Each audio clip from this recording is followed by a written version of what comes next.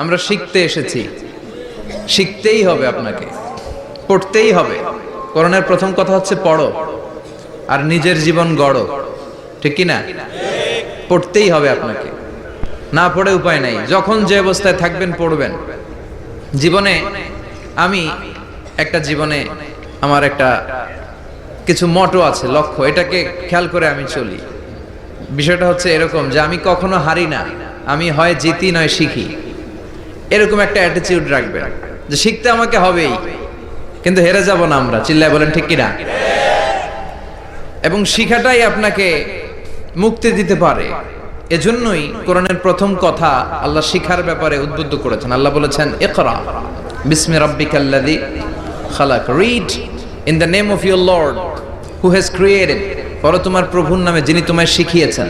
এজন্য পড়তে হবে, জানতে হবে। আসেন আমরা সরাসরি মহাবিশ্বয় মহাগ্রন্থ আল কোরআন থেকে শুনি। উদ্দেশ্য হচ্ছে যে আমরা নিজেদেরকে আলোকিত করব, উই এনলাইটেন আওয়ারসেলফ, ভিতরটাকে আলোকিত করব, আলোকিত মানুষ হব, সাদা মনের মানুষ হব, আল্লাহওয়ালা হব ইনশাআল্লাহ। পড়েন।